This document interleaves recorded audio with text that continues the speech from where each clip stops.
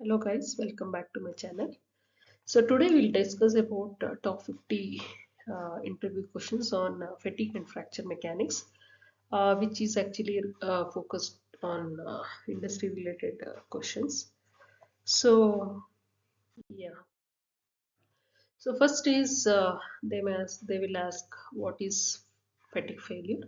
So fatigue is progressive failure due to cyclic loading, often occurs at stress levels well below the yield strength. So why is fatigue dangerous in industries? Because it occurs without any visible plastic deformation and can lead to a sudden catastrophic failure. So what are the different stages of fatigue failures? So one is crack initiation, crack propagation, the final fracture or catastrophic failure or something. So what are the different factors which influences the fatigue life?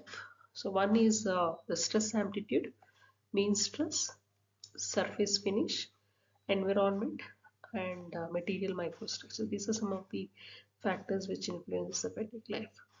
So and another thing is that this is the most common question. Like they ask, what is high cycle fatigue and low cycle fatigue? So in high cycle fatigue, which is it's in the elastic strain, so where it undergoes more fatigue cycles, whereas in low cycle fatigue, it's a plastic strain, so where the number of cycles are very less. So that we call it as high cycle fatigue and low cycle fatigue. Uh, the next question would be like why fatigue limit exists in steel but not in aluminum. Fatigue limits or endurance limit we called as. So that's because the steel exhibit a true endurance limit due to the microstructural behavior, whereas in aluminum we doesn't see that microstructural changes. What is stress ratio? We call it as R. R is a stress ratio. It means it's a sigma mean by sigma max, maximum minimum stress, maximum stress. So why do the fatigue crack initiate at the surface? So that is due to higher tensile stress and the roughness and the environmental effect. So what is SN approach? SN in the sense like a stress and number of cycle approach. So the answer is the stress-based fatigue life prediction using stress amplitude versus cycle to failure. So we want to predict the life of the component. We use SN approach to predict the life based on the stress. So how do you, when do you use strain life approach? For low cycle fatigue, which involving plastic strain. So example, when you have a thermal cycling, so that undergoes a plastic deformation. So in that case, we use strain life approach. The Compi-Manson relation or equation. So what is that mean? So it's a relationship between the plastic strain amplitude to the fatigue life in LCF. So in LCF we use this Coffey-Manson equation to predict the fatigue life. So what is mean stress effect? So the mean stress actually alters the fatigue life. When we have a tensile mean stress, it reduces the life. So that called as a mean stress effect. So what is mean stress correction model? There are so many models. One is Goodman and Gerber, Smith, Watson, Topper. It's SWT. So these are some of the mean stress corrections model we use. If I take what is Minor's rule? It's a linear accumulation damage rule for variable amplitude loadings. When you have a variable amplitude loading, we use minus rule to see the accumulation damage. So what is the limitation of minor rule? Limitation is it ignores the load sequences, effects, and the interactions. What is fatigue strength reduction factor, which is called KF? So its answer is it's accounts for NOS sensitivity under fatigue loadings. Next question is what is stress concentration and fatigue notch factor? Uh, Stress concentration factor is KT, is a geometrical entity. KF includes the material response. Kf in the sense it's a fatigue strength reduction factor. Why is surface finish important in fatigue? So when you have poor finish surface finish, it initiates the crack, accelerates. Poor finish accelerates the crack initiation. So it actually leads to crack initiation. So that's why we need to have a very good surface finish, especially when a component is subjected to fatigue loadings. What is fracture mechanics? It's a study of crack initiation and propagation in structure. Why fracture mechanics is important in industries? So when you see the real component contains flaws, the fracture mechanics predicts the safe life and inspection intervals.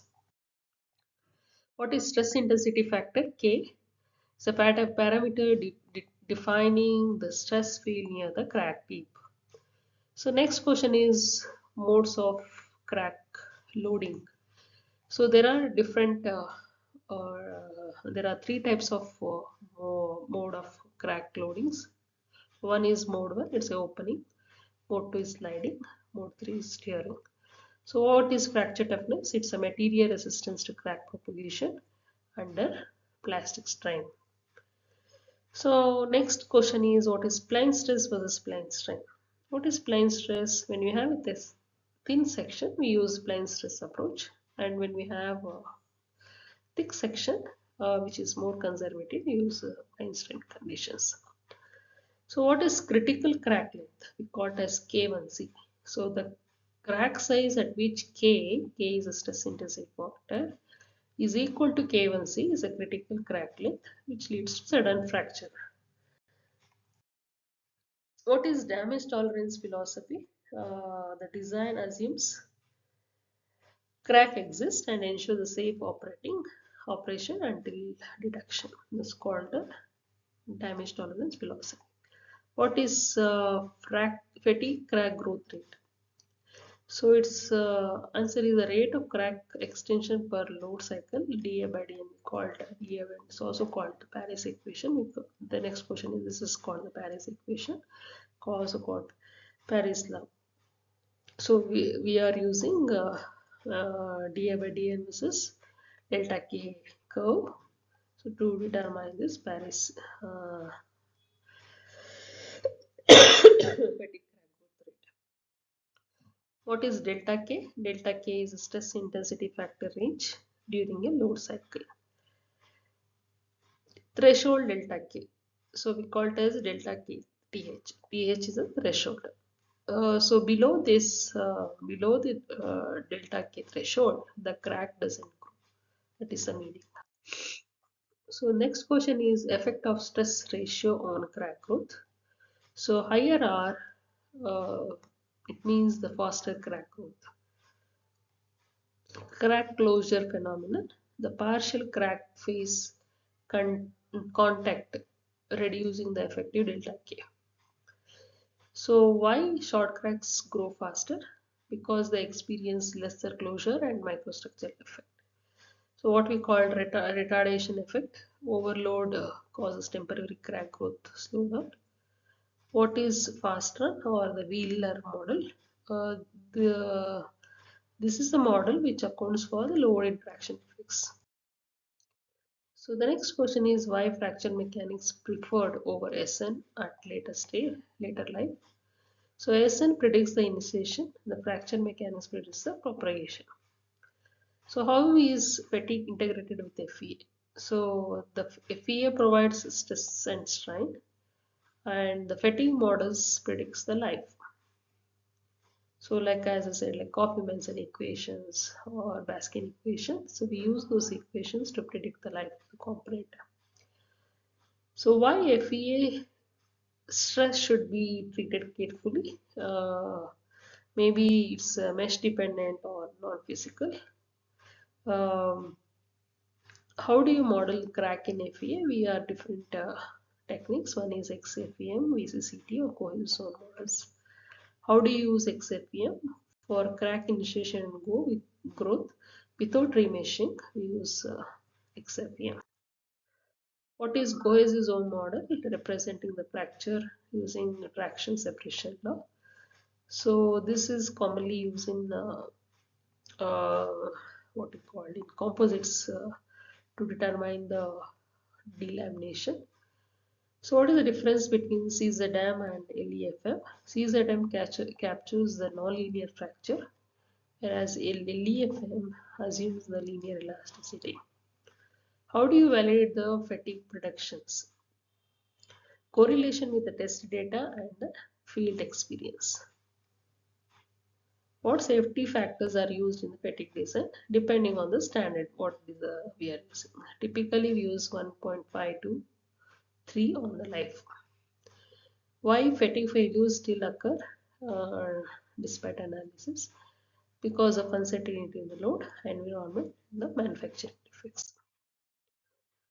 How do you explain fatigue to a non-engineer? So how do you explain fatigue to a non-engineer? So it actually says we can say that it's a repeated small loads can break a component. Like if you take any paper clip, if you bend it to and fro, so it fails fast. So that you can explain in simple way. So what is the difference between safe life and fail safe design?